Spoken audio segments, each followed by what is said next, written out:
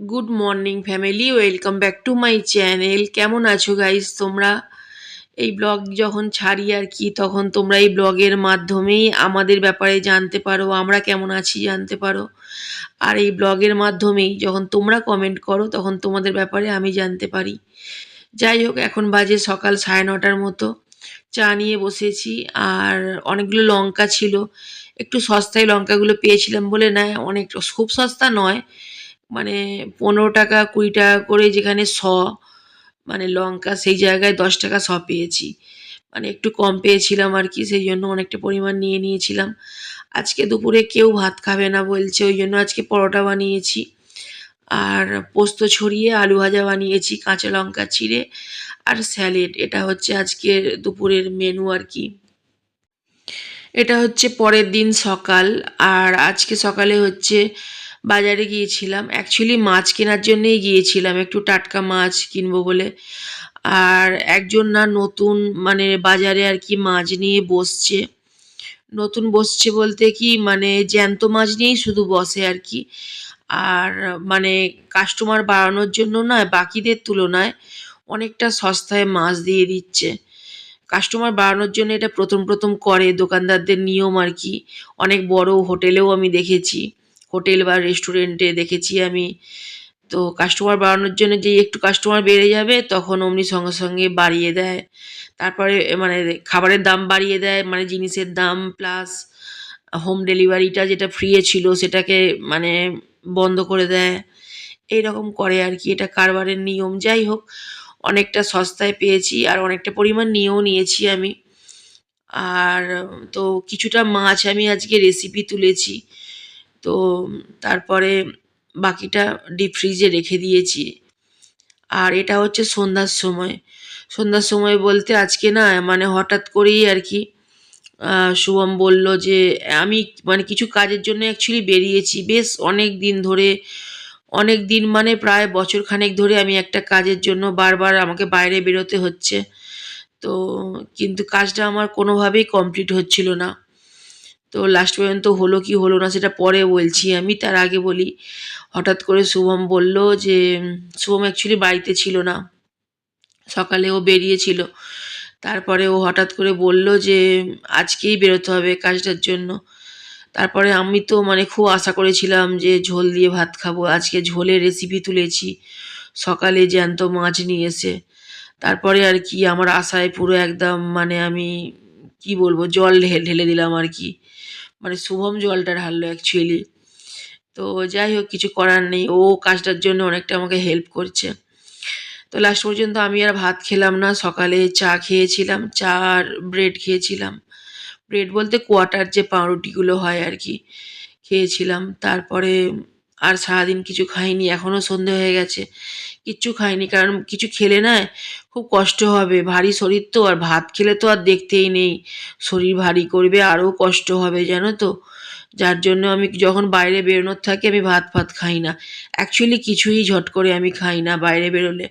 কারণ হচ্ছে যে আমার গা কেমন করে, আর টোটোতে গা কেমন করবে না, কিন্তু শরীরটা ভারী করবে। মেয়েকে খাইয়ে দিয়েছিলাম সকালে, সেটা রান্নার চ্যানেলে আসবে। আমি রেসিপি তুলেই মেয়েকে আগে খাইয়ে দিয়েছিলাম তাড়াতাড়ি করে, কারণ অনেকগুলো কাজ কমপ্লিট করতে হবে, তারপর তো বেরোবো। যাই হোক, এটা সন্ধ্যার সময় বেরিয়েছিলাম, ছেলে মেয়েকে নিয়েই বেরিয়েছিলাম। ভালো লাগলো কাজটা ঠাকুরের আশীর্বাদে। মানে আমার গণেশ আর আমার শুভম, আমার দুই ছেলে মিলে কাজটা আমার আজকে কমপ্লিট করে দিয়েছে। অনেক দিন ধরে, অনেক বছর ধরে আমি ঘুরছি, তো সেটা আজকে হয়ে গেছে ভালোভাবে। তারপরে তাড়াতাড়ি হয়ে গেছে বলে টোটোওয়ালা দাদাকে বললাম, দাদা একটু ঘুরিয়ে নিয়ে আসবেন, চলুন না। বলতে একদম অনেকটা দূর থেকে, সেই মৌরি যে ব্রিজ আছে আর কি, মৌরি স্টেশনের কাছ থেকে টোটো নিয়ে আমরা ঘুরে এলাম এমনি, মানে ভালো লাগার জন্য একটু ফাঁকা রাস্তা টোটো করে ঘুরে এলাম। আর মনটা ভালো ছিল আরও কেন। আচ্ছা, এটা কিন্তু আমাদের বাড়ির সামনে, এটা আমাদের তারাপীঠ গো। আমি তারা মায়ের ব্লগ তোমাদের দিয়েছি, তোমরা নিশ্চয়ই দেখেছো। খুব সুন্দর দেখতে একদম, মানে তারাপীঠ তো তারাপীঠ আর কি। আমি নাম দিয়েছি এটা আমাদের তারাপীঠ। আর যাই হোক, যারা তারাপীঠে গিয়ে দর্শন, অনেকেই আছে যারা টাকা পয়সার জন্য দর্শন পাও না, সব মন্দিরেই তো ঠাকুর সমান হয়, তাই না? তারা আমাদের এইখানে তারাপীঠে চলে আসবে। এটা যদিও একজনদের বাড়ির মন্দির, জানো তো? যাই হোক, তো কিছু বাজার করে এনেছি আজকে। আর এবছরের ১ম সিম এটা এনেছি আজকে।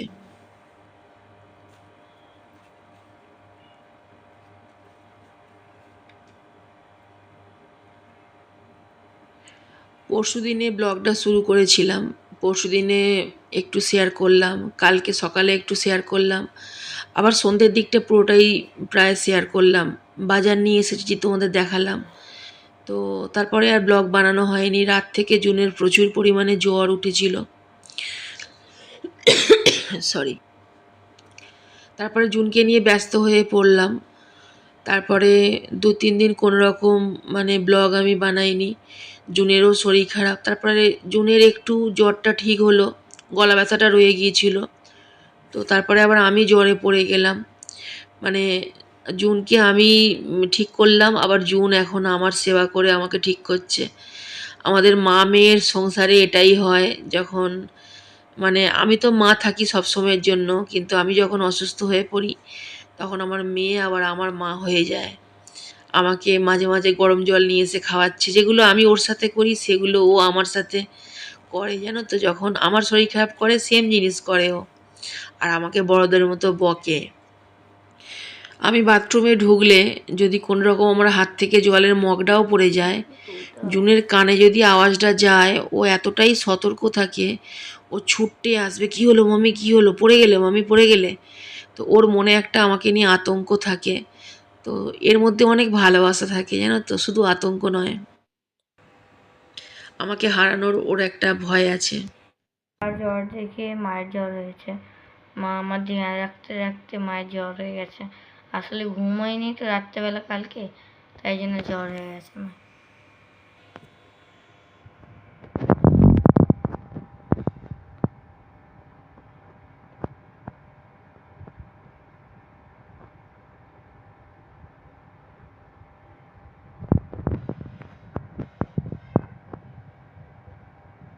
মা এখন ঘুমোচ্ছে, ঘুমোক। হ্যাঁ, টাটা। এটা হচ্ছে তার পরের দিনে। তো আজকে শরীরটা আমার একটু ঠিক আছে। মানে কালকে রাতে আমার জ্বর উঠেছিল, তারপরে আর জ্বরটা ওঠেনি আজকে সকাল পর্যন্ত, মানে এখনো পর্যন্ত ওঠেনি আর কি। আর এখন 11টা, সাড়ে 11টার মতো বাজে আর কি। তো টিফিন সেইভাবে কিছু হয়নি। ওই আমাদের ব্রেডটাই বেশি খাওয়া হয় টিফিনে। তো ব্রেড খাওয়া হয়েছে। আর জুন ব্রেড বাটার কমপ্লেন খেয়েছে, আমি একটু চা খেয়েছি ব্রেড দিয়ে। আর এটা হচ্ছে মাখন ভাত।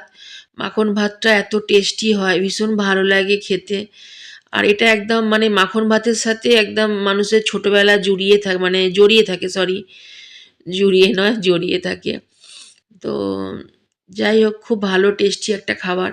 তবে আমি ছোটোবেলায় মাখনটা খেতাম না, তার কারণ মাখনটা আমাদের বাড়িতে সেইভাবে মানে আনতো না, বা আসতো না, বা সেইভাবে খাওয়া হতো না। কিন্তু ঘি দুধটা আমাদের বাড়িতে প্রচুর খাওয়া হতো, কারণ আমরা জাতেই গয়লা।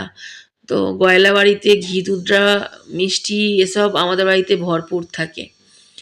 তো সেটা আমার শরীর দেখলেই বোঝা যায়। যাই হোক, তো সবাই মোটা হয় না গো ঘি দুধ খেয়ে।